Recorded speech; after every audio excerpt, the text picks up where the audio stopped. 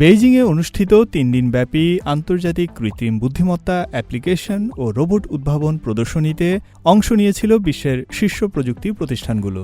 এর মধ্যে চীনা ব্র্যান্ড ইউনিট্রি রোবোটিক্স ও ডিপ রোবোটিক্স তাদের সর্বাধুনিক প্রযুক্তি ও সমাধান তুলে ধরেছে।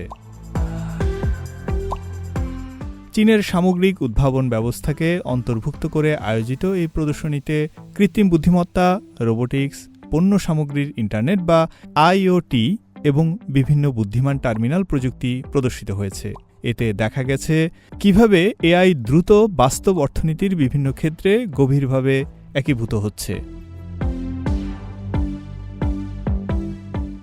প্রদর্শনীর অন্যতম আকর্ষণ ছিল অত্যাধুনিক হার্ডওয়্যার ও সফটওয়্যার উদ্ভাবন, কম্পিউটিং শক্তির দ্রুত অগ্রগতি এবং নতুন প্রজন্মের ডেটা প্রসেসর। এসব প্রযুক্তি শিল্পক্ষেত্রে আধুনিকায়নের পাশাপাশি চিকিৎসা খাতেও এআই ব্যবহারের বিপুল সম্ভাবনা তুলে ধরেছে।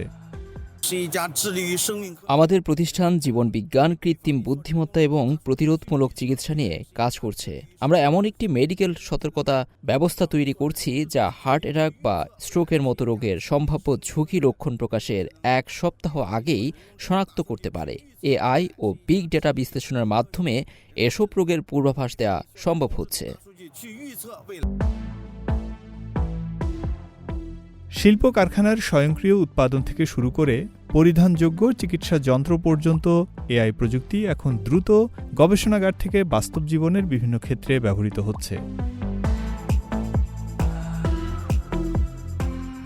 বেইজিং তাচি ইউএচ-1 বায়োনিক্স টেকনোলজির এক কর্মী জানান, ভবিষ্যতে মানুষের হাতের মতো দক্ষতাসম্পন্ন রোবোটিক হাত শুধু শিল্পক্ষেত্রেই নয়, ঘরোয়া কাজ ও স্বাস্থ্য সেবাতেও ব্যবহৃত হবে।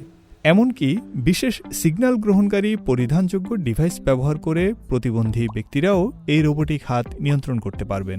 এছাড়া প্রদর্শনীতে স্মার্ট হোম রোবটও ছিল আগ্রহের কেন্দ্রে।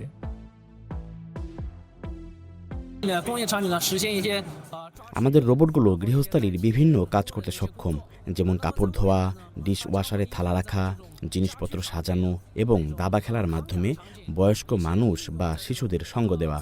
রোবটগুলো ইতিমধ্যে 200টির বেশি বাড়িতে পরীক্ষামূলকভাবে ব্যবহার করা হচ্ছে।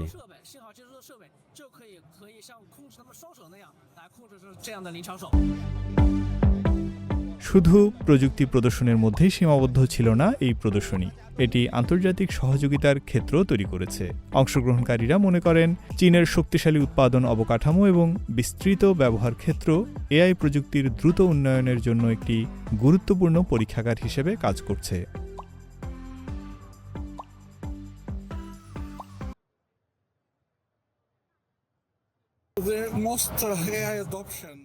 China is number one in AI adoption at the moment. Everyone is interested.